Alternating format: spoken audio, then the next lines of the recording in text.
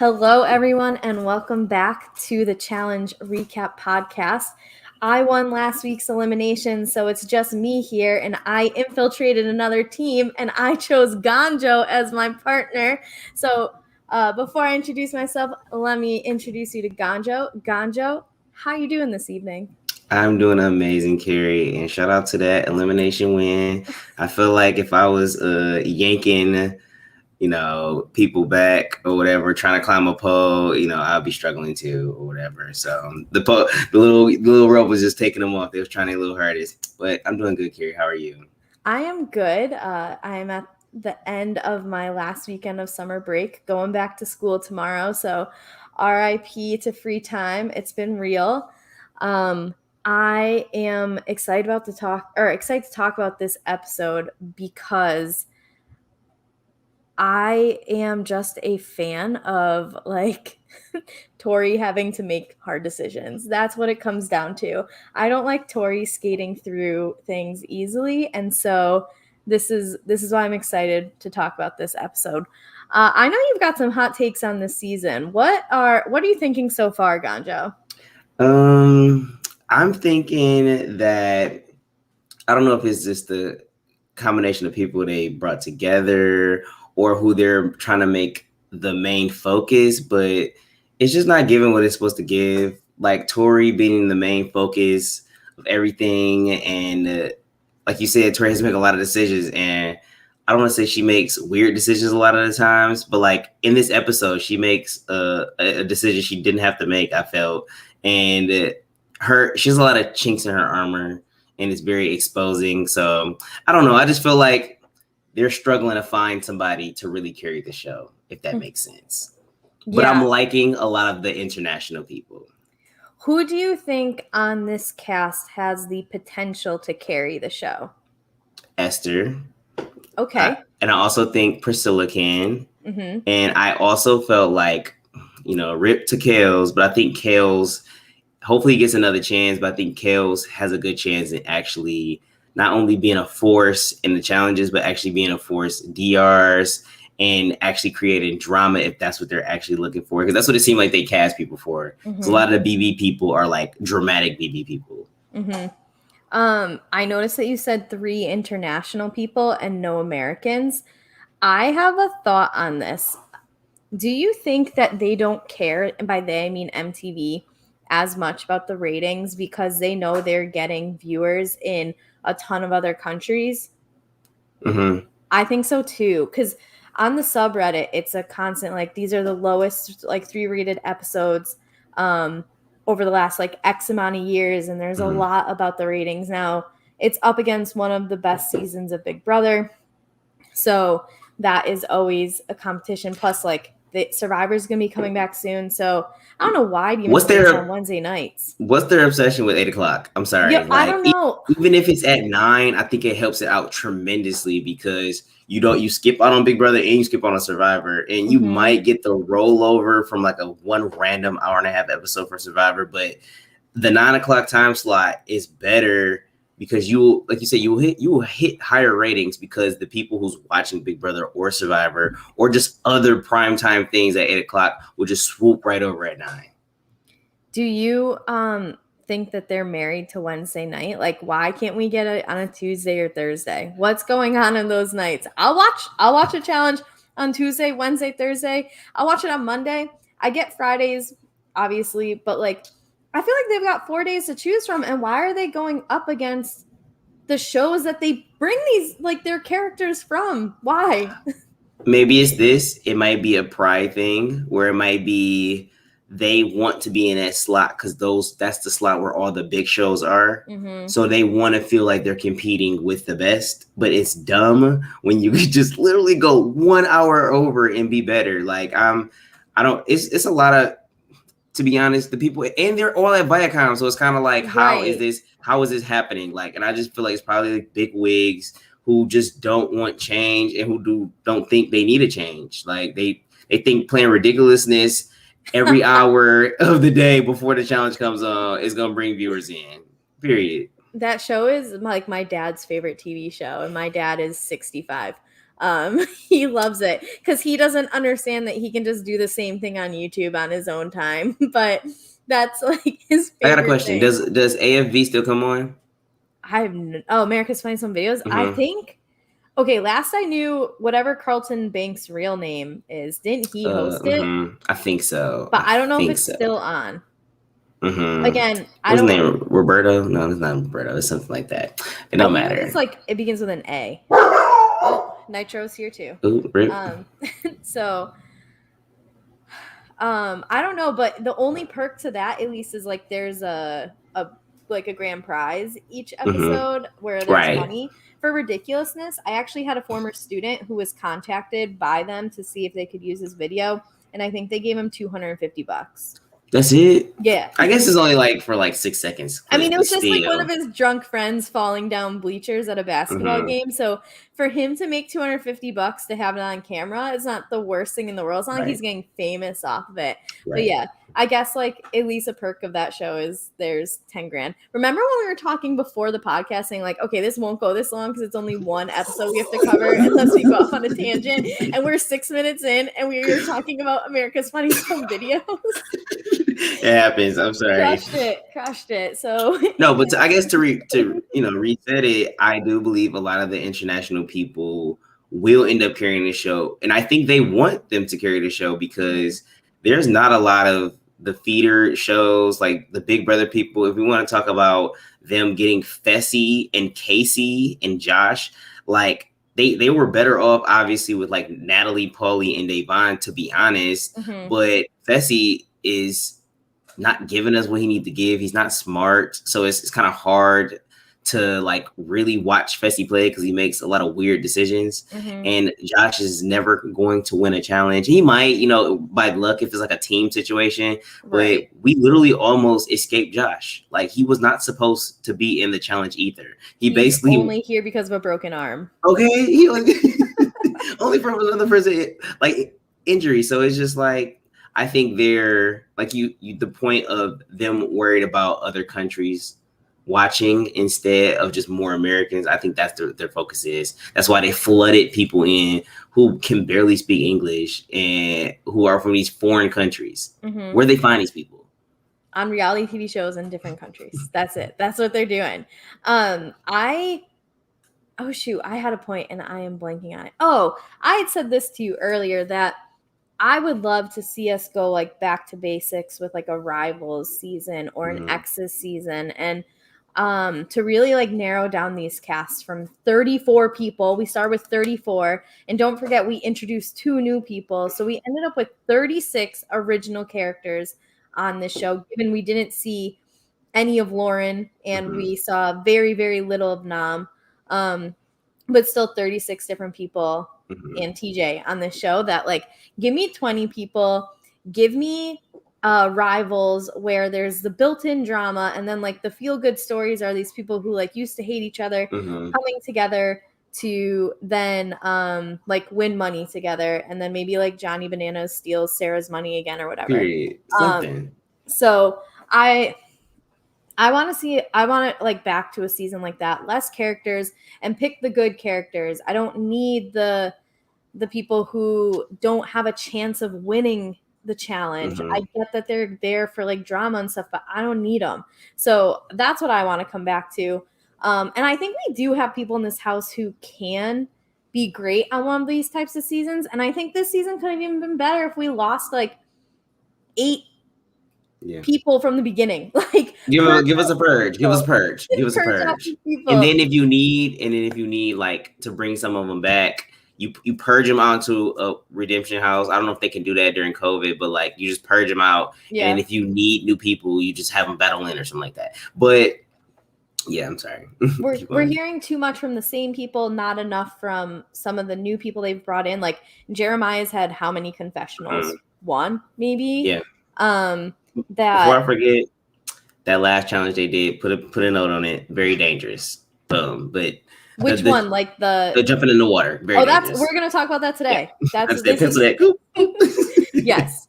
All right. So let's get into this episode since we've already done a lot of like hashing out of this season.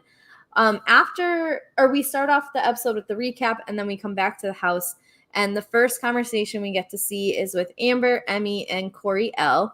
So Amber's celebrating Emmy's first elimination win. I think it's funny that like Amber celebrating it, because if you think of her first elimination win, she had to go against like Amber B. No, she's Amber B. So Amber not B. Amber M. Mm-hmm. Okay, whatever like letter of the alphabet she has in her last name, mm-hmm. who is like the size of a newborn kitten in a hall brawl. It's like, congratulations. So like respect to Emmy's win, because I think Emmy almost had to do a little bit more. She had to get flipped up and down fishing magnets, but so I thought it was Kale's almost broke a girl back, by the way, but you know, but Tina, no, I'm saying like, you know how he was launching her back, like, yeah. Yes, Tina was like, support me, don't break me. So here's something that's interesting to me is that Devin got taken for the second time in a row as a partner, and when asked why, it was for the same exact reason as Michelle's, which was Devin was pointing to himself saying, pick me, pick me. Why do you think Devin wants to be picked by these people so badly?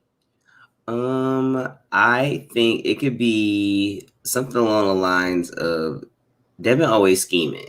Mm-hmm. So he might be trying to get allies or something like that. But I just think he goofy, and he know ain't nobody else about to just be volunteering to get a new partner, or to take a certain person. Because think about it, if you take someone who's too big, you're going to get that person taken away from you regardless. Mm-hmm. So it's kind of strategy on who you should be taking. I really don't know why he keeps like volunteering to get snatched up. But if I'm a rookie, I'm taking at least one vet, because I will want to at least minimize me from being a house vote. Mm-hmm. Because at this point, if you were hooked up with a vet, you're probably not going to be the house vote. More than likely, but at least for the next couple of rounds, until it gets thinned out. Yes. I think there's two reasons. I think one is an ego reason, potentially, where he gets to brag and be like, I get taken over CT, I get taken over Fessy, like I'm the best, like he's bragged. But I think that there's more of a gameplay reason where now he has connections to Michelle. Michelle is less likely to betray him. Emmy is less likely to betray him, and his original partner, which was it Bettina? No. I don't know who it was. He got snatched. It might have been. It was because Tails and Bettina got snatched. Yeah, because Tori was chosen, and so and Devin was chosen. Yeah, mm-hmm. Okay. Right, because Michelle went up to Bettina and apologized to her. Mm-hmm. So that doesn't do much good there social-wise, but it does create some connections for him with the rookies. And if the vet alliance does explode, like every vet is implying that it will, mm-hmm. he has some connections. So I think that it's more that, although I do think he loves having the I think it will. Bragging rights. I think it will blow up though, that alliance, because a lot of these, they're not strategic enough to understand it's actually smart for them to stay together, but only for a set amount of time. I wish they will put fans as rookies on these shows. It's hard in the challenge though. Like over the years, they were recruiting fans. They were recruiting at Spartan races. Like and then they stopped. Before COVID. Right, and then I think it was because of COVID stuff, to be honest. Mm-hmm. But my whole thing, I was gonna go to, but at that point, I actually got in shape, and I was just like, oh, let me start trying to run and stuff. But I was gonna peep out there. But basically, my whole thing is, I just feel like they have a lot of pretty people they bring over, a lot of personalities, and somewhat brute strength people. But they don't bring over a lot of people who's gonna ever be able to change the challenge format, because the challenge format is so like bred in the vets gets a pass for like 3-4 weeks. And whatever rookies come in, they have to keep going in to actually keep themselves safe. Like Wes had to go through all of that. You know, certain people had to do that and had to actually survive. But I don't think that's the name of the game anymore. And it wasn't for a while, because the same people like Johnny Bananas, CT are able to win multiple challenges because they're always well insulated with the vets. So it's like, if you're a bad vet, you need to start putting if you're Josh, you need to start putting big vets against big rookies, or big vets against other vets. Like that, if you know experience is, I know I'm talking, I guess I'm going on a tangent, because I'm so tired of the challenge doing this, if that makes sense. And people just falling into the same trap because it's like any big alliance. There's going to be people on the bottom that they need to realize they're on the bottom. And if you can't physically outrun somebody like CT or Johnny Bananas, you have to get as many chances throughout the game to take them out. Mm-hmm. No, I agree with you. And especially like if you think of it, the physical exertion that goes into going into an elimination, the more you can get anyone in there, even if they keep coming back, for you to not have to have that physical exertion on your body in a final versus someone who's gone in and won 4 eliminations and come back each time, like you have the advantage there as well for a final, even if that person makes it. That no, people are afraid, I think, to take shots. The fact that the rookies had more numbers and have still fallen into putting themselves in, and all the rookies in their confessionals are like, we know there's a vet alliance, but as long as it's not me. And it's like, this isn't how you do this right now. You have the numbers, you pick people off. And then when it comes down to like your majority is the majority, then you say, if it's not me, like, what are you guys doing? And even TJ this episode was like, good job, vets. Like, you keep fucking them over. Yeah, period. As he should. He's like basically telling the rookies, like, stop doing this. Like, please change this up. But we're getting ahead of ourselves. So, something that I had heard, I guess Emmy asked Tori, because Tori had come down after being chosen by Ed, was who should I pick, Devin or CT? And Tori told her to pick Devin. I don't know how true that is. I think I read it on Reddit, but I think it might have come from their podcast. So that is something that I heard. So I wonder if Tori thinks that that's going to get Emmy on her side as well, because Devin and her are working so closely together this season. But I guess that was also a big part in her picking Devin. So our next conversation is Tori and Ed. What were they eating? Was it like radishes? It was like cabbage or something. Okay. I did not want to take the time to figure it out. I knew it was some sort of just like one singular vegetable in a bowl. I was thinking that they had like maybe like Thai or something for dinner and like catered, and that was like a topping, or you know what I mean? Like, right. It seemed weird for them to be eating that. Yeah, and why do you have such a big ass bowl of it? Like, where did you obtain that from? That was a big blow. Yeah, it was a lot. So out of this, they just basically say, like, we gotta get to know each other. Ed said winners win. He's not intimidated by anybody, and Tori appreciates Ed's positivity. What do you think of Ed being on the challenge? I was so with Ed because I didn't really feel like he did much to the circle. I guess he was also stifled by being on there with his mom. Right. But he seems a little yoked. He seems like he's not dumb.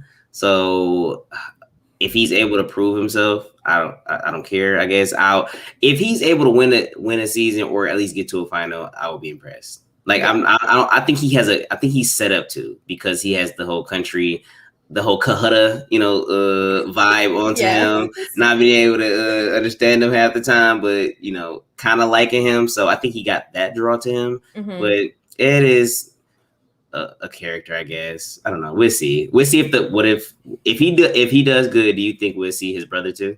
Oh, well, you know how I feel about his brother. I hope not. I hope that gets vetted a bit, because there is very evident stuff against or why he shouldn't be on there, for the same reason that there's other people not invited back to the show that I'm hoping not. But I do think it does set up for Mitch to be on the show more than not. I just am hoping that it's not. So I don't want Mitch around. I mean, same. We can do without. But before we continue, them showing us really only like Tori and Ed made me feel like they were going to win this challenge. Yeah. I'm not going to hold you up. And that's the drawback with having so many people in a house that's getting under edited. The people you actually edit is just like, boom, right in your face. Like, when 90 minutes of an episode is not enough. Like, it's crazy. Okay. You got too much going on. Like, you expanded the episodes. It doesn't mean you need to expand the cast either. We're 3 episodes in. There's still people in that house I don't know that's in that house. Yeah. Like, if you were to tell me name everyone that's left, or I owe you $100, I would just Venmo you now. It wouldn't be worth it. Agreed. Same. One thing I wonder about Ed is I don't know if he has the backbone to be conniving enough to win, to even get to a final. Mm-hmm. Like because no one's gonna want to carry him, like to shield him to a final because he's athletic and smart. Mm-hmm. So with those good like challenge competitor traits, then comes the idea of like, how is he gonna get there? Because I don't know if he is willing to like stab someone in the back. Like he basically said, I know we're fast forwarding to this, but you already implied like these two win. He comes in and it's just like, I want no blood on my hands. Like I'm just gonna sit back and let Tori do all the work. Like I don't know, man. I don't know if that's the right choice. So I just don't know if he has the like the cutthroat aspect to him to like fuck over an ally to further his game. Because I do think that if he were to get to a final, he has potential to win one. He has the character traits of a finalist, of a winner, of like if he can do math, because that's what fucks up half these people, and if he can run and he can swim, which we saw he can, dude's golden. So it's just him getting there. And so I wonder if he like has the social game to do it. That the social game he does need to have, and if he has the right partner, if he can slide with a partner that's a vet that's not on the lower tier of the vets and not super at the top, he'll blend in and then they'll forget about him. And then if at the last minute they don't want to vote him in because he's with a certain person, that could be his ticket to actually either getting an easier opponent or just being in the final outright. Yeah, he will be the beta in any situation that happens this season, I think. I just don't know if that's like him as a person or if that's just smart for this season. So I don't know. I'm interested to see how he does. When I first saw he was going to be on the season, I was not happy about it, but he had a very strong first episode, and I'm giving him the benefit of the doubt that he is not like his brother in his racist views. So anyway, next we get Fessy and Big T. And I thought this was an interesting conversation because Fessy says it was important for them to get Kells out because he was such a big dude. He was a threat. And Big T was like, well, why didn't you tell me about the plan? And Fessy was like, didn't know where you stood, to be honest. Like, I didn't know how close you were with Kells. And Big T said, like, well, if you don't trust me, how am I supposed to help you? And in a confessional, she's like, I'm in the Vets Alliance, but I'm at the bottom. If people aren't talking to you, they're talking about you. And they bring in a Kari confessional saying, like, we don't know who she's cool with and we don't know where her loyalties lie. Which I'm lost at why they all are so confused of where Big T is. If this game just started and it doesn't, like what they've shown us with Big T, it don't seem like she's on the same situation as she was even the last season. But even then, her being cool with the rookie girls only shielded her in positions. It's not like she was weaponizing them as much as she could have, I felt. Yeah. So I don't understand why they're so scared of Big T's social ability, especially when Big T is not that good at every challenge. Like she has her specialties, but she's not good at everything. So if you aren't really that scared of Big T, why is she threatening to you early on? My guess is that it's because Anissa and Tori are the top dogs in terms of this alliance for the women. And so there's that natural resentment because of last season and Big T putting them against each other. I read that Big T said somewhere that she didn't even know about the Vets Alliance until that conversation that happens later in the episode. It was Kyle that told her, like, it's crazy. You're not going in because if you go in, the Vets Alliance is broken. And she was like, what? That's why Kyle was out there at that conversation. No, he did good right there. He protected her. Yes. Later on, yeah. But if Kyle didn't tell her, there's a chance that Big T goes in, because I think she was purposely like, I think she knew that they were like working together by the vets, but I don't think that she knew that there was like this truce of we're not going to take shots at each other until we absolutely have to. So she isn't in a good spot this season, straight, especially with the rookies falling like flies out there. So, and that's like always been her big thing of like, I'm good at the social game, but right now I don't think that's really helping her. It's just, I'm just so lost at what's the obsession with being scared of a rookie uprising that has never happened before, but you're not scared of anybody who's already beaten you in a final. I'm confused here. Right. Like, make it make sense. Like, you literally could take a lot of these numbers and basically make an insurrection on the vets. Like, you can weaponize the rookies that's in the game for your advantage. If I ever came into a game as a rookie and I got invited back to another season, I wouldn't be just outwardly just like, oh, I'm a vet now, so let me just fall into trusting you. I'm probably gonna fuck around and work with a rookie. Why not? Like, because if I know you're about to just send them down there, they're not gonna vote me in. You feel me?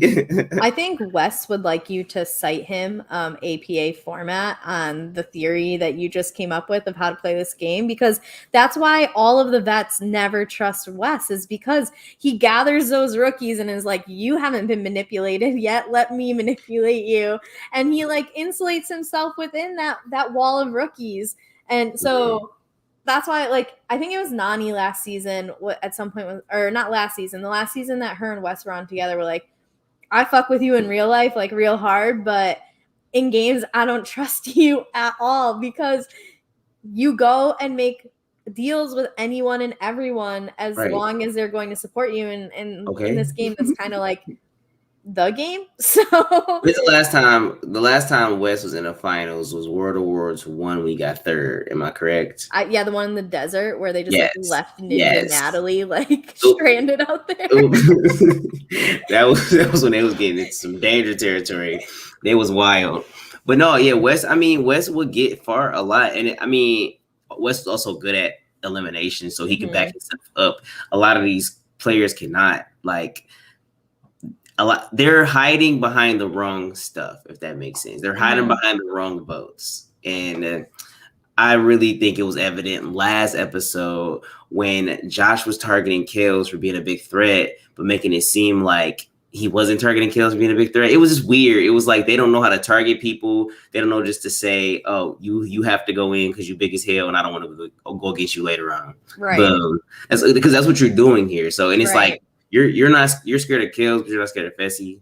You're not scared of CT. You're not scared of anybody around you that have beaten you in the past. It's just, it doesn't make any sense. Corey, Nelson, it's just, I want these people to stay, but I also want these people to have to actually fight for their spot instead of just greasing to the end. That's probably another reason why the ratings probably not that good, because it's like the same old story every season. I do appreciate how they tried to make it where like you have to go and win an elimination in order to be able to come back. I do think there is a way to incorporate that and then fix these problems as well. They just need to figure out how that happens. I also, and I said this in our last episode that we did, that I don't think that MTV ever considered that the vets would actually be able to put together an alliance that would work. You know what I mean? Like, that's never, ever happened in the, 36 previous seasons of the show. And so for all of a sudden, 37, for them to be like, no, we're not going to do this, and we actually mean it. I don't think that they anticipated that happening.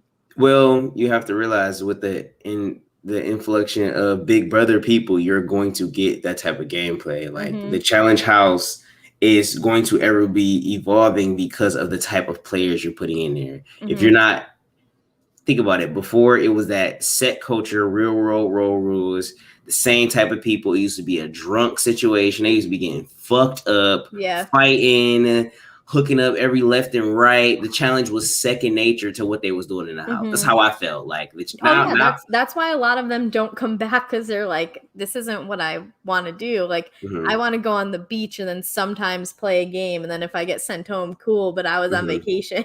Okay, that's what it used to be. It used to be basically on vacay. Like, they used to have challenges where I remember, I forgot what season it is, but they had a challenge where they drove the car really fast and they had to stop right in front of the glasses before they fell over. So little cute stuff like that. I like that. Like that's when they was giving away money, and they got rid of that. Then he started giving people money for dailies. And you need to be able to keep track of your cash, if that makes sense. Just give them more money to keep track of. Yeah. Like simple as that. I agree with you. Well, while we're talking about dumb things the challenge has done, my roommate, who I watch almost every episode of the challenge with, he missed the first 2 episodes because he was at baseball games. But so this was his first episode of this season. And of course, it's like 3 seasons and they have Nelly T's boot camp. So we watch it. And at the end of it, he goes, "That is the least important scene in an episode of the challenge I have ever seen." Mm-hmm. So, are you okay with leaving Nelly T's boot camp at the summary of I mean, he was going hard on the ropes. You know, those battle ropes. Priscilla was out there. Where is she lifting stuff? Esther was out there. Was Tasha out there?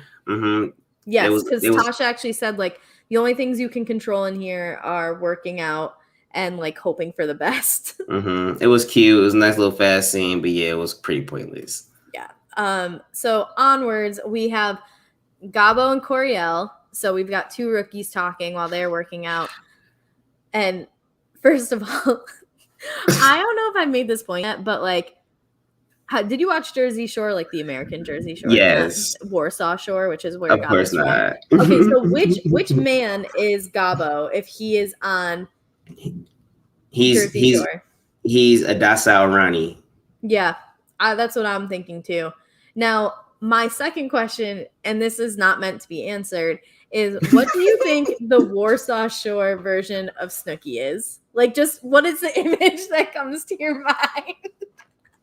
That was literally my first thought when I saw Gabo and that he's like from Warsaw Shore. I was like, if that's one of their people, then who is their Snooki? Like, that, I just want to know who that is. I haven't done the research yet. She's probably so eccentric. Yes. Probably got purple hair. You never know. So we've got these 2 talking, and Corielle is like, everyone's going to say my name till I leave. Gabo's like, I don't get this game. If I like someone, I'm not going to vote them in. It's like, well, clearly you don't understand. Listen, Gabo's so dumb. Like, it went, but he had me once on the first episode. He said he had popcorn muscles. I was dying. Yes. I was like, at least you are self-aware and you know what's going on here. When Nani was like, "Why'd you pick me?" and he goes, "Because you're hot." Yeah, good luck, Nani. Yeah, like I feel like that's something she would do, though. To be honest, 100%. She's trying to shade this man, but that's something she would do. Yes. Gabo does realize though that your partner is important, and he's like, I don't think I'm going to be seeing an elimination because of my partner, which I don't know if that's true, especially because you can pick individuals if he forgot that part of the game. And I also don't think Nani is like emotionally attached to him. Question: Why do you think more rookies are not sitting in vets when they have like the control up there? Because I think they're afraid of what will happen if the decision is split. Because if you remember, the last time a decision was split was where the fuck did I get Adam from? Amanda and Zach, when they were partners. And they had to go in. And yeah, like Amanda was doing that like log crawl thing in her fucking skinny jeans, like because they didn't. She wasn't ready. Oh my god! Neither of them had like their challenge elimination clothes on. They had to like do it in their normal clothes because her and Zach were like, "Fuck off! Neither of us are folding. Like it's my group, or you know what I mean." So with Amanda being in the house this season, I bet you she's in people's ears being like, if there's a split vote, rookies, this is what happened to me. You don't want that to happen to you. You know what I mean? Like if I was Amanda, I would be playing that up, especially as a vet. Right, but guess what? Sometimes TJ lets them flip. So one person gets to choose the first person, like the guy first, and then the other person gets to choose the girl first. So I think with more rookies, I'm taking a risk. I'll look at my partner like, if you want to do this, we can go in, bro. That's fine. Yeah. If you don't want to vote them in, but what happens if you only need to pick one person? Y'all both go in. Just both the people that y'all pick just don't go in at that point. Maybe, I don't know. Okay. Like I want to see this happen. Like I want to. So hopefully it does. But I think the last thing that we can go back to of that happening is Amanda and Zach. And it didn't turn out well for Amanda. So why not cite like real things that have happened, being like, don't do it. You're better off just going with it. You're safe this week. Why would you put yourself in danger? Like, why would you potentially go home? I think the only way this happens is like if it's anybody in the house that absolutely hates each other and they both get their partner stolen. Yeah. And then they win a daily or something. You're trying to say, like, that's the only way that happens, I feel. And I don't even know there's any like animosity like that right now. I don't think there is. And that's because they're playing this cookie cutter, get out the rookies game. I mean, like the rookies just sitting there looking stupid with their like heads cut off, like, oh my God, what do we do? The only, like, not the only hope, because I am enjoying like getting to see these new characters and stuff and like what they bring. Like, I wish we would have Kels for longer. But I am hoping that if this does continue the way it does, that when we do get down to it being mostly vets, that we get the drama. You know what I mean? It's not just going to be drama. It's going to be the drama, because they've all also been getting along in this very like fake peaceful way so far that it will explode. Like, they've been waiting, like Devin's probably waiting to tell Josh how dumb he is. You know what I mean? Like, he's just sitting on jokes right now. He's sitting on this mental torment, and I need that. Period. So I'm hoping that we have to kind of get through this a little bit of a boring part to then get to the war that Devin even like alluded to when him, Tori, and Nisa were talking after the challenge. So do you think the Nelson, Amanda, and Fessy triangular relationship will blow up, or will it help them not turn on each other? Basically, because it could go either way. Nelson could get his revenge on Fessy, or what happens? Does Amanda take away the beef, basically? No. Amanda's loyal to Nelson, 100%. And I think she'll protect him at all costs. She will like blow up Fessy's game for Nelson, I think. Like, and she kind of implied that in the beginning of like, Fessy's fun to make out with, but Nelson's been my friend for years. And so I know what he did was shitty to Nelson.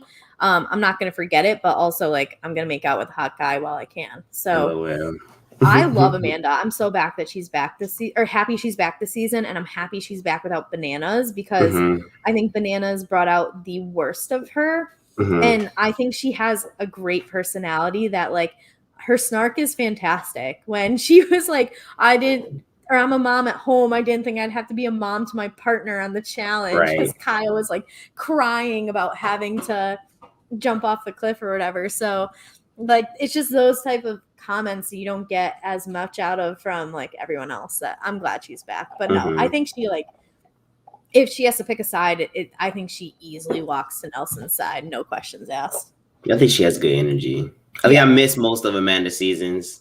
I didn't watch like a break of the challenge for like a while. It was around like 25, 26 to like 30 or 31. I didn't watch, but like I miss peak Amanda, I feel. It's worth watching. So you didn't see when her and Zach were partners? I seen that clip. I've seen a lot of clips. It's worth that, because we're in both their alliances. Like they wanted to both throw in one person from each alliance. And would betray their alliance, which is wild. But that happens in a rival season. You get drama like that. Right, exactly. Like bring it back. Bring it back. Yeah. So next we have Emanuel and Michelle, and they're like cuddling and all that stuff. Canoodling was the word I was going for. I couldn't get to like the second syllable in my head, so that's the post-concussion syndrome showing itself. Excuse me, sir. So anything you want to mention about Michelle and Emanuel? How you feeling about this power couple? They're cute. That's it. I think Michelle is like, she's trying to make sure she get to stay in that house. If she compete well, you hook up with somebody kind of sort of not really, you're good. The Emanuel, who's he partnered with? I don't know. Like he's with Casey. Oh, but not him having a good partner and him being like a ghost. Like I haven't seen Casey like this whole time. Basically, like he's been with Nani. She's busy. Right, right. Okay, she was definitely preoccupied. But yeah, Emanuel's cool. Michelle is good. I think like the thing she did with Bettina, the last episode was that peak survivor shit where not peak survivor situation where she goes and talks to the person like, oh yeah, I did this because of this, and you explain yourself. So I think she is probably the most social person in the game. Not saying she's the most like person that's about to be talking to everybody, but the most socially conscious with the decisions she's making. And I mean, also comes with the fact of like she's a little bit older than some of them as well, and is naturally good at this stuff. Like, I do wish that we got Michelle in earlier seasons because I don't know. Hopefully, she comes back for more. But she said in a cameo that when they contacted her for this season, they're like, "This is your last chance to come on the show." Yeah. So they originally contacted her Josh's first season. Okay. And then she couldn't because of War of the Worlds Winners at War. And then they contacted her this time and was like, come on now or this is it. So I'm hoping that it was like their way of getting her on there. I think they just really wanted her, right? Yeah. They probably would have asked her again. Yeah. Well, I don't know if they would ask, hey, sorry. Yeah, I guess so. You'll give up on somebody after a while. What Nitro doing? He chilling? He's pulling hair out of his tail. I don't know if he realizes his tail is attached to his body, sincerely. There he is. Okay, so next we get to the daily challenge, and like you said, this was dangerous as fuck. For no reason. Why? They had no helmets, no nothing. They just a thin ass life jacket. First of all, if you haven't jumped off of a 30-foot cliff before, I've done it once, and it was at like a water park type of place, like a quarry, and they wouldn't let you jump off the 30-foot cliff until you jumped off the 20-foot cliff first. So, and I was actually told, because we went on like a trip with our students, and some of my students actually used to go cliff jumping like all the time and like jumped off of like 50, 60-foot cliffs. They're actually setting you guys up to like not jump off of it correctly, because they were telling us to like put our hands crossed over our chest when you should really like almost be balancing yourself like you're on a surfboard. And I'm just wondering, like, if you don't get to practice that and then you're jumping into the water that way, like if you hit it wrong, it hurts. Why are we doing this? It was like roaring rapids too. They were like these rapids could have smacked them up against the wall. I've never jumped off a high cliff like that. It seemed like I would do it probably for the challenge, obviously, but I would be freaking out probably once I got down there if I hit the water wrong. Somebody got concussed. Come on, that's crazy. Face is bleeding. We don't even know like when he got concussed though. Like it could have been from the water. It could have been. He might have hit I think he said, I don't know if he remembers. He said he didn't remember the end part of the challenge. He said he might have hit the wall, basically. He think he hit the wall. That makes sense. We're talking about Tommy, in case you don't know, for the listeners at home. But yeah, this challenge was unnecessarily dangerous. Like, if they were just jumping into like a lake, I could understand. But the way that the water was moving and moving them into the wall of the cave was too much. I also I hate that they're hiding behind like big theatrics for this season for the daily challenges. You know what I mean? Like the last one would have been cool when they were throwing the gems to be in either of those situations, but really like you're just throwing things from moving vehicle and catching them. Yeah, that's what it comes down to. That make these challenges a little bit more intricate, a little bit more like I liked last season, the one when they had to like swim out to the boat, get a piece, and put the piece in someone else's. So they were eliminating, because then you're creating social drama of like who's being eliminated and why. And that challenge is even crazy because it was like freezing cold in that challenge. Yeah, Amber B went to the hospital at challenge and they didn't even show it. So I just I wasn't impressed by this challenge, especially with like the unnecessary injuries we got. So I did appreciate how they edited it after they got through like the main people who mattered and like things Yes. like worthwhile things that happened. So to quickly run through those, well, actually, I don't even know if we described the challenge well, but essentially the pairs had to jump off of a 30-foot cliff. Then someone had to swim down and get a bomb. And I say bomb with air quotes.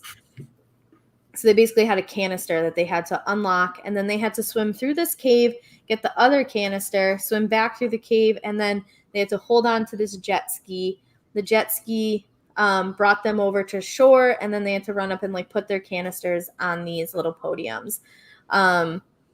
But as we mentioned, like the water is really rough. It's a 30-foot jump. The people were getting like sloshed up against the cave walls. It was a lot of like injury potential when that's not necessary. But anyway, some things that happened. We had Huey and Ashley. Huey was scared out of his mind and like threw up from being nervous.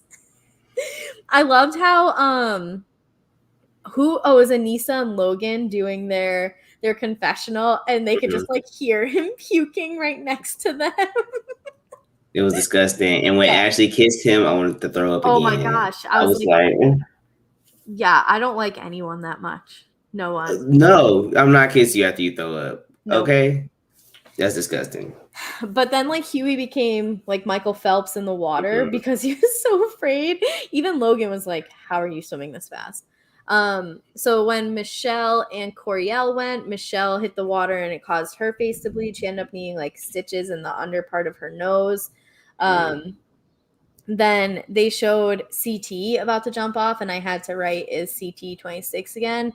I know I said this last podcast, but I'm saying again, dude is looking fine. He lost a lot of weight. He did, and he said, like, I can't deceive them anymore by being, like, the dad bod, so I just need to come out here and intimidate them, which, like, that's crazy. Then we get Tommy and Big T going, and Tommy seems okay until, like, the jet ski part. He, like, loses his pants in the jet ski. He, like, doesn't realize that he's lost his pants walking up the shore to put the thing on, and then like even after he does, then he like lays down. He's like, I don't feel good. He throws up water. Big T says his eyes are super dilated, like still doesn't know he doesn't have pants on.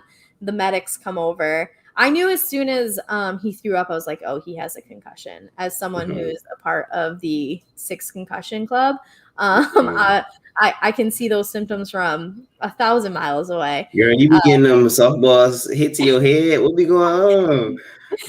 I got tagged with the softball in the head in the last one today. Like, not to make this about me, but I was on second and there was a base hit and I like rounded third hard, and the base coach told me to keep going, and there ended up being a close play, and so like I stopped right in front, and luckily like the catcher dropped it and I was able to touch the plate, but I literally turned and I skipped towards my dugout and I go, the next person who sends me into an unnecessarily close play at home plate is going to be the reason I literally take my bag and skip off this field. I quit. Okay. Do you want me to die? Literally, like, why do you want me to die? I was like, Coleman, you're my friend. Why do you want me to die? And he's like, I forgot. I'm like, well, I didn't.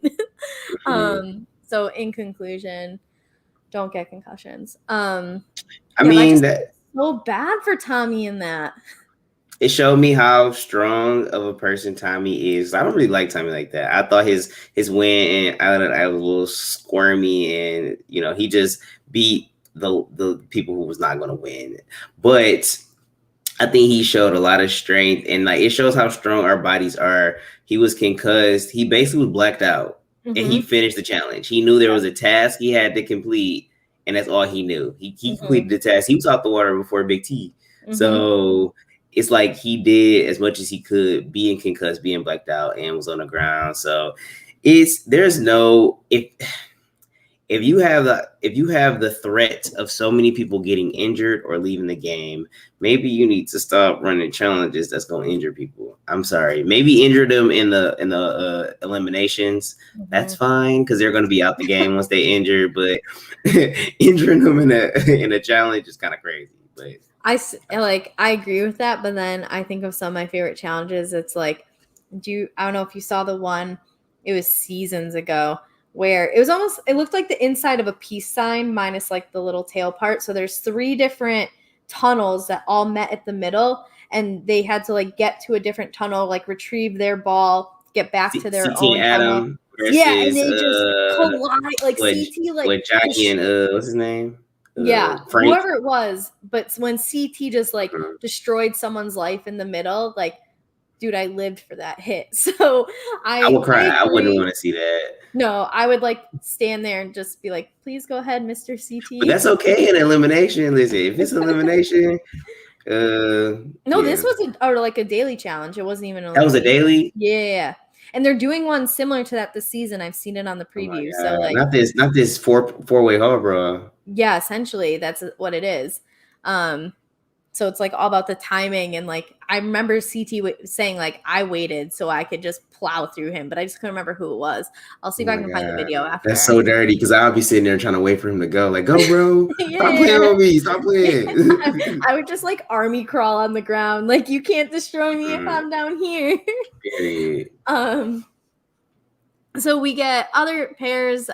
We had Tasha and Jeremiah got DQ'd. They just got like stuck after they jumped. We had Ashley saying the whole like I didn't think I'd have to be a mom thing to Kyle. Kyle was freaking out. And then we had them just kind of rush through the rest, which I appreciated. Ed and Tori won. Corey and Michelle came in second, and like that was the pair that they were up against. So Michelle was like super frustrated with herself that like they were right there and I couldn't push myself to get past them. I was actually really surprised with Michelle's like performance in general athletically, because I didn't think she ever really showed herself to be an athlete on Survivor.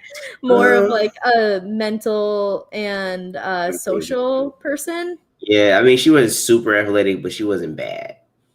Yeah, she's not like the worst by any means, but like if I'm taking an athlete, if you say like pick the top 5 most athletic people from Survivor you'd like to see on the challenge, just based on athleticism, she's not in my top 5. Probably not even like top 10 or 15. But like social game, obviously she's like number 1 or 2. Yes, but not to even just throw Big Brother into this too, but I wouldn't even think Amber B would be my top pick to come out there and full gang on them. So, but I'm not trying to take away anything from Amber B. She had the easiest elimination ever. I'm talking about in terms of finals. Oh yeah. And whenever I'm talking about the person who can actually win a final. Yeah. And Michelle wouldn't be top of mind, but if Michelle can run, like.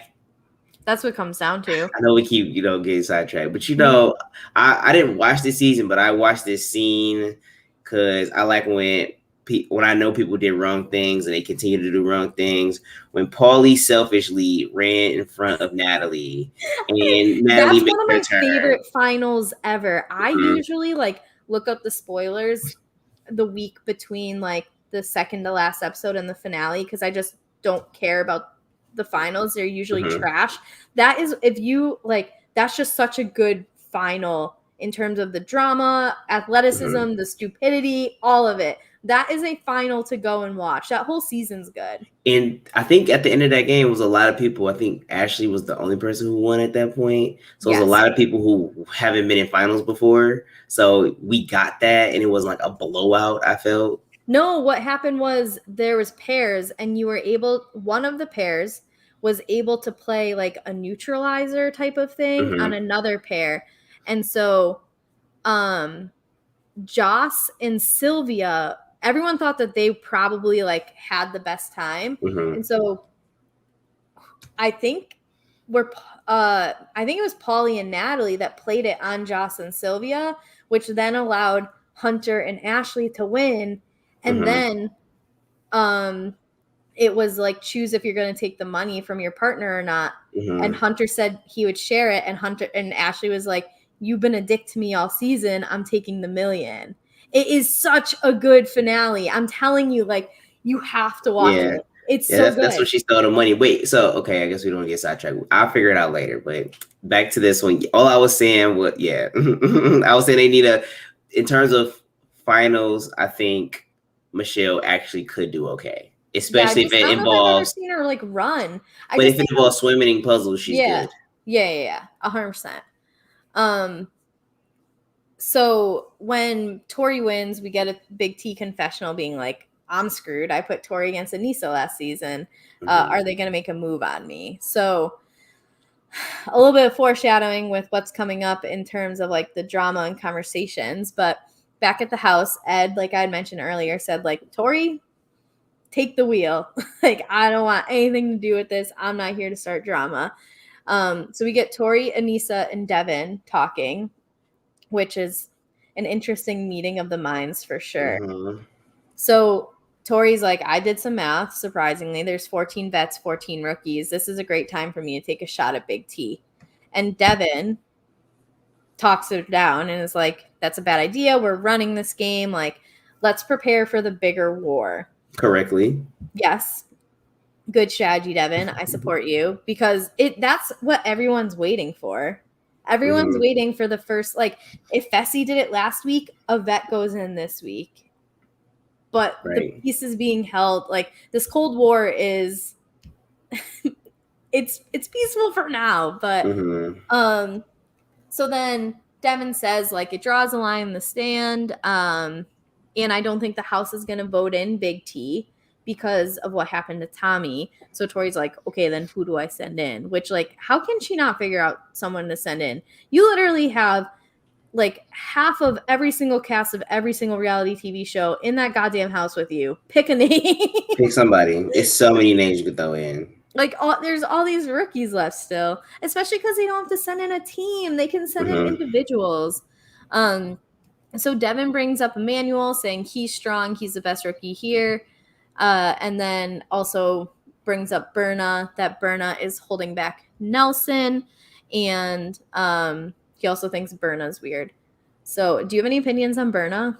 I like Verna. She's cool. Yeah, I don't think she's weird, but I also didn't live with her. Right, exactly. Also, circus people sometimes are, like, actually most of the time. Okay, yeah, she's a circus person. She probably is a little awkward, a little off, but, you know, she's just probably not Devin cup of tea. I don't know if you get this sense, but, like, it seems like Nelson, I guess it might be Nelson's experience, but he's talking about the Nelson and Verna situation more so than Verna is talking about the Nelson and Verna situation. Yeah. So it seems like a little heavy-handed on one side, but I don't. It's kind of messed. If we want to be real, it's kind of messed up where he's flirting with Verna, so they want to take her out because he's distracted. It's kind of like the Amber B situation with Caleb.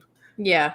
I don't know much about that, but I've heard. Yeah, but that's kind of what it was. Caleb was down there stalking Amber B in the house, trying to go on dates with her, and they end up taking Amber B out because of Caleb, kind of the situation.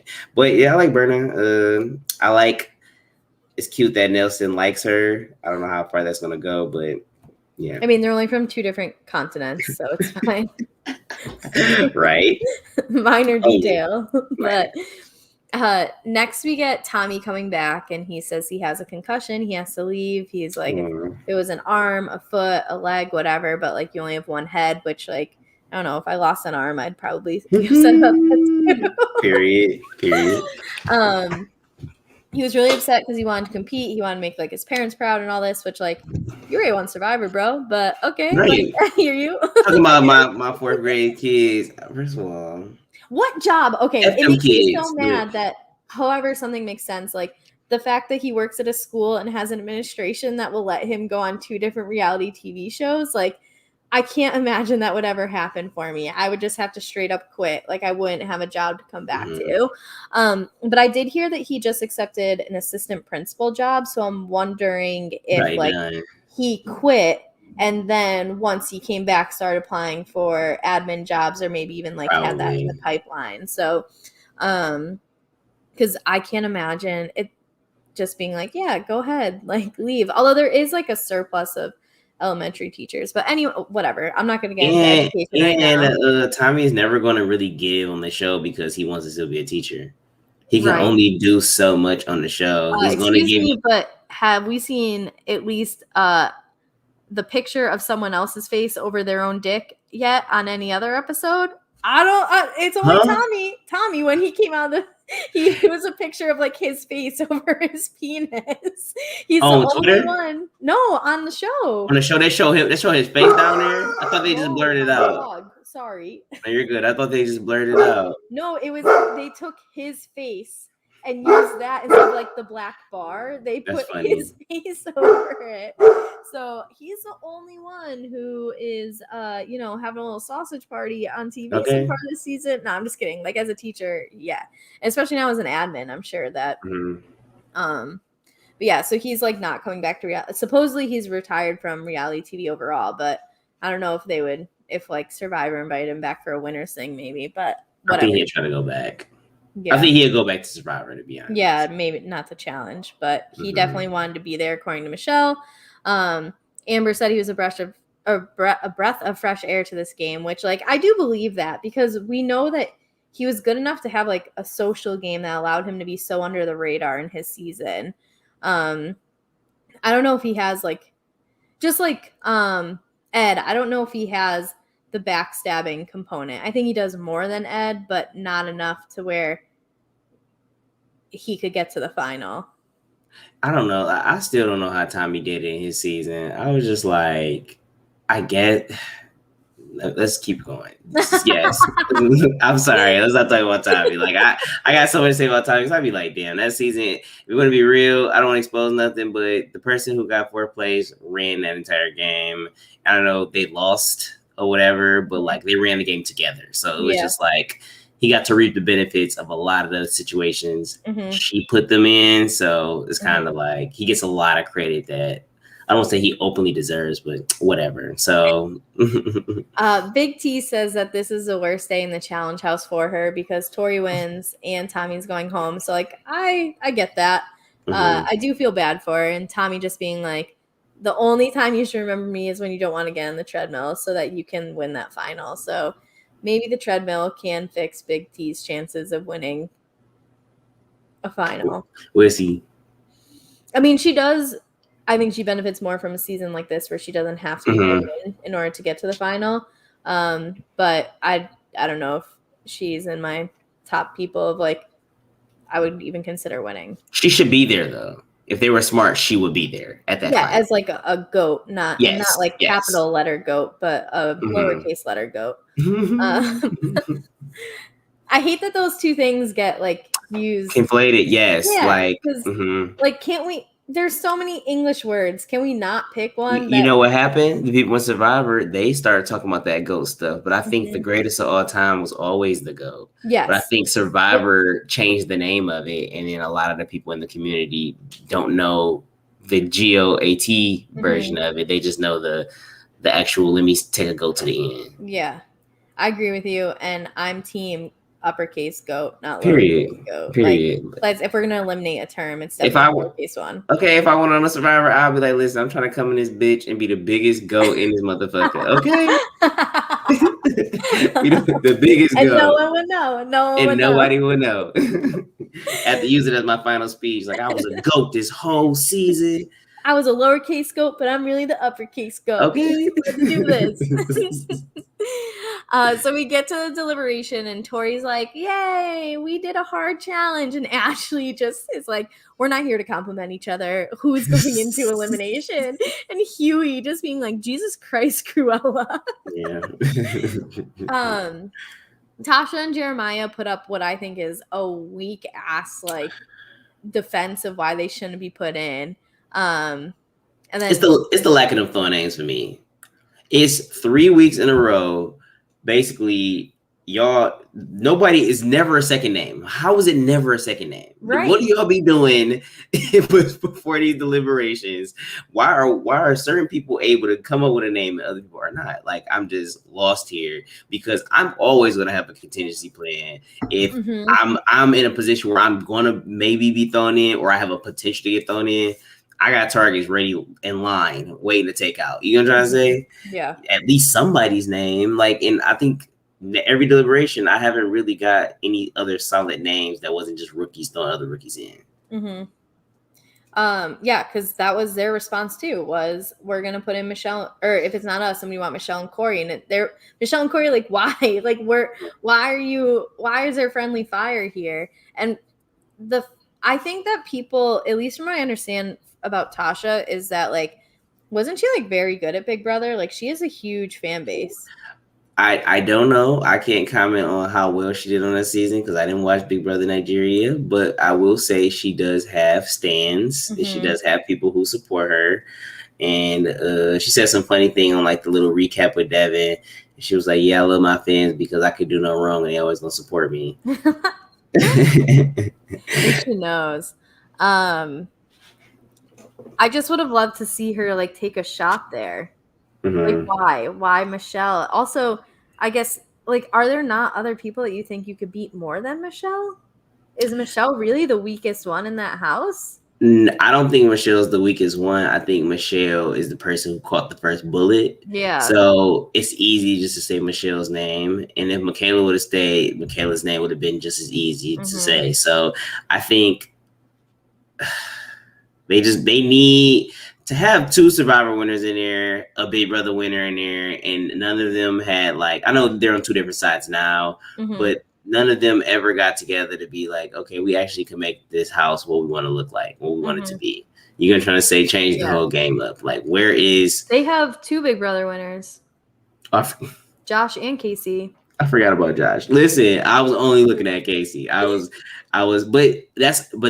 those winners are actually probably making the season be how it is and how stagnant it is with the alliances because they both won their seasons being insulated inside of alliance, basically. Well, as this goes on, like you said, where's the second name? Devin brings that up. They say Corey and Michelle. And then Devin also brings up that Big T doesn't have Tommy, so there's a decent chance that it's just a female elimination tonight.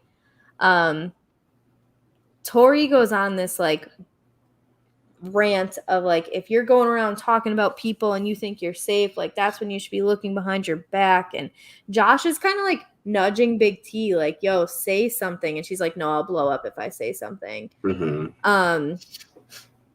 you think Josh was telling Big T to say something out of concern or out of like wanting there to be drama? Because I don't know. I don't know Josh's and Big T's relationship. Yeah, same. It seems like it's close to non-existent if it's existent because they got this alliance without her. I think Josh probably wanted her to at least express herself in the open forum if they have been talking about her, because that's what a lot of people like to do. When one person is on the bottom, they want to get as much information out that person as they can. So what's the best next thing to do is make Big T feel like her name is out there and have her say some information, if that makes sense. Yeah. But I don't think it was really super much strategy. I think he just wanted her to really be able to say something for herself, if that makes sense. Yeah. It seems like her name has been going around. Yeah. I'm hoping that's what it was. So Big T does end up saying something and she's like, I can be friends with people and not work with them in the game. There's pairs of women vets that are close. Like, who am I supposed to be close with? And she like names them off, which is true. She is like the odd woman out when it comes to those pairs. With Amber B coming in, but didn't her and Amber B have like some issues last season? Didn't like they were kind of cool and then they like and then something happened. So like even with Amber B coming in, she doesn't really have like a vet to be close to that's a woman. So Tori then was like, well, yeah, you put in people who are close, like against each other in eliminations. And even Ashley was like, we were close last season, then you voted me out. So like Big T's not in a good spot. Right. That's what it comes down to. I mean, why have the rules of having an alliance if you're going to be petty about what happened in the last season? Why even want to work with me a little bit if you're going to be kind of dangling this fishing hook in front of me of an elimination? And I might throw you and I might not. I might throw you and I might not. Like, what's the thing with that? Like, it's bad social game, to be honest. But Tori's not really had like a good social game. She's social. I just don't think she has a good social game. So we find out that Jeremiah and Tasha are the compromised agents, which I personally was glad about because I didn't want to see Michelle or Corielle back in there. But I also wasn't surprised by that. Next is like what was a revolutionary conversation for me once I found out by reading Reddit that Big T didn't know about the Vets Alliance until like right here. So if there is a vet that has Big T's back, it's Kyle. Mm-hmm. But they were close last season too, so that Yeah. like wasn't surprising to me. So Big T comes and gets Tori and is like, "Hey, can we go talk outside?" Kyle's waiting there too, and she's like, "I understand if you put me in elimination." And Tori just says like, "Yeah, I might say your name. I have no reason to say anyone else's name but yours." At that point, like if I'm Kyle, I'd be like, "Yeah, you do. Like, she's a Yeah. vet. That's the Right. reason." But then he did like after a little bit more back and forth say like, if you say Big T's name, people are gonna think the Veteran Alliance is over. Which I So, agree. and Tori goes like, "So you think that if I do this, then it's over?" And Kyle says, which I think is very crafty of him, but it doesn't surprise me. This is Kyle. He's like, "I wouldn't think that, but I think a lot of other people would." And then later on in the conversation says like, "Yeah, I think that if you do this, like that's the end of it." Even if it's not, it's good to scare her. Yeah, no, I agree with that. So do you think that without Kyle intervening, that Big T is an elimination? I don't know, because prior to just them bringing up the last season stuff, it's kind of like I don't understand why Big T would go in. Like Anissa also was in a position to throw somebody in and did not throw Big T in. So are they really that mad about that shit that just happened? If that makes sense. Like, so it's kind of like, how much are they really gonna like kind of just do this? But it's so hard because obviously Kyle did protect her there, and Kyle actually helped out a lot. But I don't know if this was just like a storyline that they wanted to push in our face to make it seem like the vets were going to turn earlier than they actually did. Well, I also think Devin would have like talked Tori out of it because he did seem to like have put in that work already, being like, "I don't think so. Let's hold off." So, but I think Kyle maybe cemented it more so than Devin was able to. So next we get social game Tori walking up to Tasha's room and saying, "Who do you want to go against? I can't promise I'll be able to do it, but I'll try the best I can." Tasha says Michelle. Tori's like, "I don't know what I'm going to do. I have a good relationship with Tasha, so I'll try and make it happen." And I love this where Tasha's like, "What do I think of Tori? I think she's fake, but maybe I've been wrong." Period. It's so funny. It's so because that's just so real. Wait, so was Tasha and Jeremy ever their target to get thrown in? So let's say the house didn't vote them in. Who was Tori? Just maybe Big T? Yeah, I don't know if she had a backup plan. I know what she did say after in her confessional when they just beat out Corey and Michelle, she was like, "Oh shit, like this girl was bleeding from her face the whole time and she finished right behind me. Like she's here to play, she can be good. I need to get rid of her." Okay, yeah, I do remember that. So my guess would probably be those two because it would also follow suit of like the rookie team. Also, why just make this promise? Even why you make this half promise to them? That was really what like I thought about. Like you told her you might not be able to do it, but who do you want to go against? Why am I telling you then? Because if I come back, you got ammo on me to be like, oh, you wanted to go against this person. It wouldn't be send them in, so they're expendable to you, if that makes sense. So it's just like, if Tasha would have came back in the game, that would have been bad for Tori. Yeah. No matter what. Oh, 100%. That whole situation was bad for Tori. Like, why did you do that? There's just no need if you weren't going to follow through. Our next conversation is Verna, Nelson, and Corey. So Verna just saying like, "I think I have a target on my back. I don't want to leave only after 3 games. I want to prove myself." Nelson's like, "I'm going to do my best to help you." And Corey was like, "Yeah, he might even just go in to the elimination for you." Did you watch that season? Oh, yes, I did. When he went in for Corey. Yeah, he's like, yeah, I didn't even catch that. That's funny. Yeah. When Corey didn't even win, so it's just like you did all of that dramatics before her about to even win. I don't know if there's ever a situation that if it's if Kari and Nelson both make a final, I think Kari probably is more athletic than Nelson. You think so? I think so. Kari's super fast. But Yeah. I don't know if Nelson, Kari's not smart, but I think Nelson's even more not smart. Well, I think Nelson is a little bit smarter than Kari. You think so? I think Kari's smarter than Nelson. No, I think it's not by much, but I think it's like, I think that, not to call them both dumb, but I think it's like, let's say they're both at 5 normally. Mm-hmm. I think in specific things, Nelson could be at a 7, and but he's not normally at a 7. If that makes sense. Like, they're not really dumbs, but they're kind of dumb. I just think Nelson will have more creative smarts than Kari. Give me a spin-off of like an academic decathlon of Kari versus Nelson. I will watch that on Paramount Plus, 1,000%. MTV, you are welcome for the free idea. The next one's going to cost you money.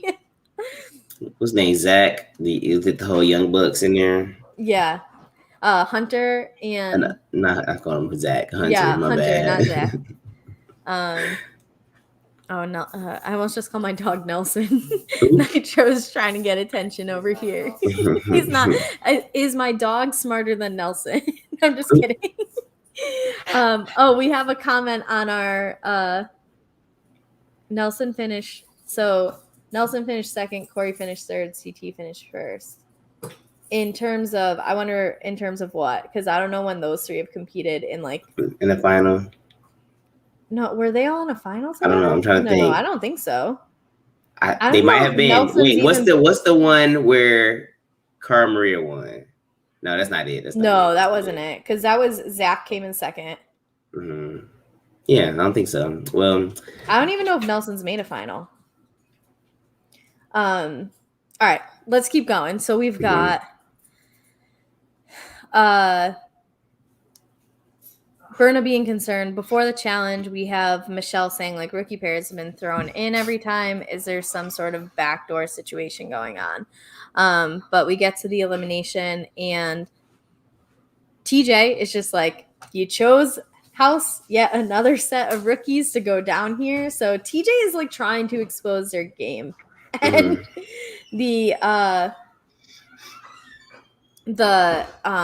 sorry, I got sidetracked by my dog leaving. So TJ's even trying to be yo, rookies, fucking figure it out. And so we then get the nominations. Tori goes on this big thing of sometimes history will catch up with you, sometimes it won't, but tonight's not it. And they nominate Verna to go in. And then for men, they nominate Corielle. Which I don't understand, but it's fine. I heard that there was some animosity towards Corielle because when they came back from quarantine the second time, that someone, a player, but they didn't say who, requested that due to COVID, the gym not be reopened until everyone was cleared. And people thought it was Corielle who requested that. Ooh. So a lot of people got mad at him. That's what I heard. Okay, that's cool. But TJ again calls them out being all right, you put 4 rookies in. Great job, vets. You're crushing this game. But then TJ's it's only a female elimination tonight. Did you like that they made them pick a man anyway? You didn't? No. Well, yes and no, but I guess it makes sense it was only a female elimination, but that's the only thing they could have did because they couldn't replace nobody. I mean, why not? They've been replacing people this whole season. I'm so confused. I think they're out of alternates. Listen. So, how long? Okay, I have a question. How long after they found out Tommy had a concussion to when they actually had to change what this elimination was? So, how was this elimination going to be with 2 people? Probably couldn't have been with 2 people, right?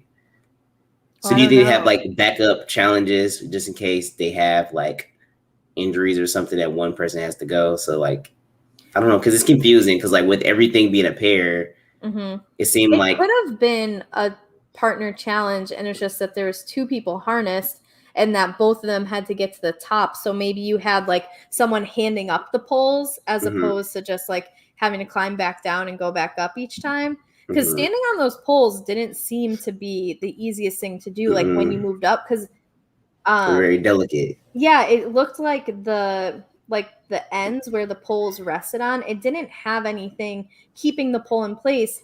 So, because like my roommate and I were talking about this, like, why do they keep falling? One, it was raining. Two, when you're like pushing up to go to the next pole with such a big gap, you're probably pushing off, pushing that pole out from underneath you. It was probably like slightly tilted, but not a lot. Yeah. It's probably like you could get it up there, but like it may not stay if you like up there too much. So that's my guess, is that maybe they would have still done it, but it was probably more be like the man would be like climbing up and putting the poles up, and the woman would be down there, and then the woman would also like have to climb up and ring the bell as well.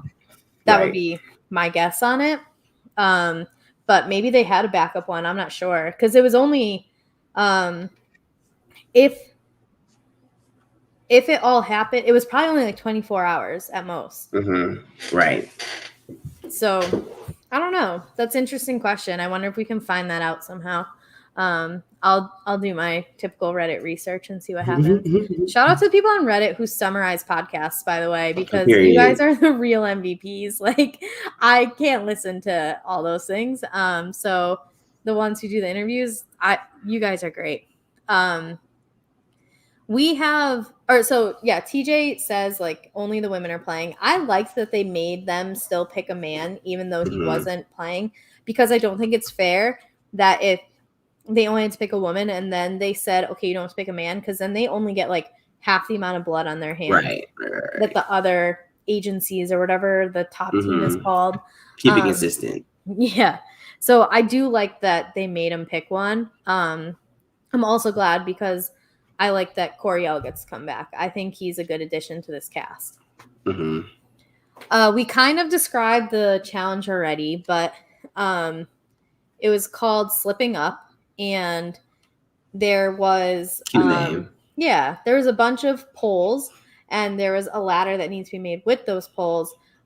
Certain poles can only be used in certain rungs of the ladder. And there was nothing really like holding the poles in place as they climbed. Once they climbed to the top, they had to ring a bell. Again, this is another what I think is pretty neutral elimination. I like that the last two have been anyone could win. I didn't like that the first one was like Corielle beat the other team.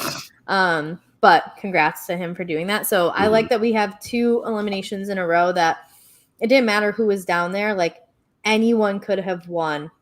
And I think that's really important for the challenge to keep doing going forward. I think the only like monumental thing that happened during the actual like competition was Verna took a pole straight to the nose. It was just like, we had two women bleeding out their face this episode. Wild, right? It's very scary that the women were bleeding like this. Well, at least they got to stay in the game when the guy got the concussion. So yeah. I do wonder, as someone who's had quite a few concussions, if Tommy Moore chose to leave than was forced to, because if he didn't have to participate in that elimination, he would have had probably 48 to 72 hours. And if it's your first concussion, you might like not have symptoms after. So, but I can also understand going home and taking care of that, because sometimes symptoms can last for months. Right? Yeah. However, flying after a concussion hurts so much. So I hope you got to like take a couple of days before you flew home. Anyway, so this kind of goes back and forth. I think it was kind of obvious that Verna was going to win for the most part. Tasha was kind of close near the end of it, but it just seemed like Verna had more like control over what she was doing. It's like a circus center, you know. Yeah, sincerely. So we get Verna winning this elimination. She comes back. I love CT's reaction. I like when CT's happy for people. It just like makes me happy, because it's just such a change from the old CT. He gave the same reaction when like Amber came back. So here we get a little bit more drama than we normally do in an elimination. Everyone starts like hyping up Tasha because Verna said like she made Nigeria proud, like you should be proud, and most of the cast members like were like I don't know, how would you describe it? Like singing, dancing for They were Tasha's chanting. dancing, They like were like, drinking. they Yeah, was there you hyping her go. up. They get the like, Tasha type shit, the Tasha chant. You feel me? They was geeking Yeah. her up. They was hyping her up. We loved it. It was very good energy. I liked it. And Yeah, a and lot of the people in that house wish people would do that for them. yeah, I agree with that. And I think that only encouraged her, not that she wouldn't have done it, but I think it only even like just made it easier for this next Mm-hmm. moment to happen where she's like, I love all of you except Tori. Like, Period. you're a fake ass bitch. You wanted me to get eliminated. Like, you came to my room. I didn't Mm-hmm. come to your room. You came. And Tori's like, can I please say my. And she's like, no. No. as she should have. No, Yeah. you've been told. And TJ did give her, which is the I can't remember what he said to Kels, but I really hope we see you in the future to Tasha. So there's a chance we'll get more Tasha if TJ's saying Mm-hmm. that as she's leaving. And then Verna has to choose her partner. She gives this little like Turkish saying of like you if you change your partner you won't see the final and stays with CT. So Big T and Jeremiah get paired up. Mm-hmm. Kyle finishes the episode being like, "We're all snakes. We are eventually going to turn on each other, but Mm-hmm. it wasn't today." So overall, how do you feel about this episode? I think it was a okay episode. Like I said at the beginning, it's just like it's not giving me prime challenge content. Mm-hmm. And I think they're spending too much time with the dailies and the actual like eliminations, I feel. And it's not so much about like the house life and the relationships of the castmates, but they probably boring anyway right now because they're trying to do this whole alliance thing. But I mean, it was a good episode. Besides people getting injured, I don't like that. Yeah. Like it was okay. Basically, it was okay. But in terms of the season, I'm not too like unimpressed. Mm-hmm. But like in the scope of challenge, like allure, it's not hitting like it's supposed to hit. Mm-mm. Yeah, I'm still holding out for like if this vet alliance keeps doing what it is, that when it comes down to being mostly vets, that we're gonna get the challenge that we like know and love. I do think it's there. I just think we have to get through some episodes to get there. I do have a theory too, which is so funny. And Wes did this so hilarious. You remember a couple seasons ago, I think it was in Total Madness when Josh, that might have been last season. Okay, all of these conflate to the same ones. When Josh was beefing with Wes, and Wes was just like, "We're not rivals. Don't worry about it. I love you." I think it's the same thing with Devin, where I think Devin is being nice to Josh because he don't want to be picked up as a rival against him. And if Josh has no rivals, he not on that show. That's Okay? funny. That's my theory of that's why everybody's being so cool, calm, and collected with Josh because they don't want to be caught beefing with him. Mm-hmm. That's a good theory. I agree, and I'm hoping like because what it's season 37 right now. I'm hoping we get something big for 40. Could you imagine like a big, like rival season for 40? Ugh, Anything that's like not movie based and not like movie Spies based. based. The X thing is to be weird because if you kiss somebody once, you're exes. So Yeah. it just be that's kind of be weird. But I'm good with the rivals, or I'm also good with just a whole all pair season where you don't switch partners, or like it's just you draft pairs early in the season or something like Yeah. a drafting thing. So your relationships have to Kind of actually like come to the fresh test. meat. I don't know Exactly, if you ever saw like fresh meat. season. Yep, Yeah. yep. I agree with you. All right. So my last question for you is whose stock rose for you in this episode? Esther's for sure, and Michelle's. Yeah, I can see both of those. For me, I think it's Kyle. I think that Kyle is like I think Kyle is a very social player, and for him to use his powers for good for once is something that we don't see that often. So if someone as snaky as Kyle is even saying like, let's kumbaya this shit a little bit longer, I am building up like more belief in the Vets Alliance because of that. I do agree with that. Him protecting Big T there was a power move on his side, and that's good that he had that pull to basically protect her, if that makes sense. Yeah, I can see that. But yeah, it's a lot of people that's under edited, like people like, even though I guess Jeremiah didn't go in, but he kind of was almost a focus, and he hasn't got no airtime. Like, yeah. It's crazy. Like, Corielle hasn't gotten enough for him to keep being targeted. He's just it seems like the rookies are going to get targeted. That's all he gets to say. Like, what? That's crazy. Okay. Yeah. All right. Well, I forget what happened on the next week preview because I watched it on Wednesday, and then when I rewatched it, I stopped it because I didn't want to watch another 15-minute commercial break on MTV's website. Their websites or their ads are so long on the website. Yeah, very long. So I'll just have to sit in suspense until next time. So let's wrap this up. Ganjo, plug some shit. What are you doing in the internet world? You can hit me up at Ganjo the Dank too, where I just probably talk about my games that I run. Like, that's on the Monarch Game page. That's fun. At the Monarch Game. Let's get it. Just little social games, but I just be chilling, tweeting about bullshit. My little life. What about you, Kari? What about you? What's going on over there? I am at KGD26, Instagram and Twitter. I don't even know what I'm tweeting about lately. Oh, I tweeted about how my credit card issues yesterday. Someone racked up $5,000 in charges on my credit card. And it wasn't until the third one, and it was the smallest of the 3 charges, that Chase contacted me. Someone spent $3,000 at the paper and paint place, which like I didn't know existed. I hope they have enough paper for a whole village. But yeah, so we've got over here on Silent Podcast, I'm currently doing this. The Circle US comes back in like a week and a half or so. So you'll be hearing more from me then.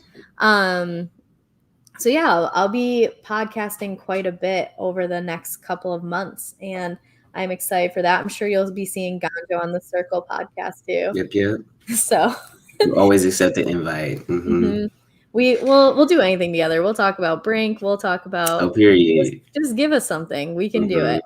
All right. So now I have to find the brand thing. You're getting the full narration of me searching through StreamYard right now. So if you stuck with us this long, thanks. All right. So you can follow us on social media. We're at, my handle's still up. It's in the way. Kari, be better. It's okay. Is it blocking anything? It's not blocking anything. Oh, it's not? Okay. Then it's just the YouTube emblem is blocking. But it's just that thing behind Kari's face is the YouTube emblem. There you go. Silent Podcast. That's fine. So I'm still looking for it anyway because I'm okay. There we go. We are all over social media. You can follow us on Twitch, Silent Podcast, on Twitter, Silent_podcast, and on YouTube, Silent Podcast. And you should subscribe to us on both YouTube and Twitch, and the newest addition to it, thanks to Geneva. Oh, whoa, we got a background change. Okay, I like it. Not top tier. I mean, not tier list. That you can now listen to us on audio. So through Anchor, we're able to be listened to on Spotify, Apple, all that stuff. So shout out Geneva for moving us up in the podcasting world. So if you don't want to look at this face, which I understand, but you're not looking at Ganjo's face then, and I don't think you want to make that choice. But if you do want to just listen to us on audio, you can do that. It'll be uploaded sometime in the next 24-ish hours. So again, I'm Kari, and that's Ganjo. I'm pointing to the wrong way. Yep. There we go. It's not okay. Anyway, we're both here on behalf of Silent Podcast, where we are anything but silent, and we will catch you with the next episode. Thanks for listening. Bye.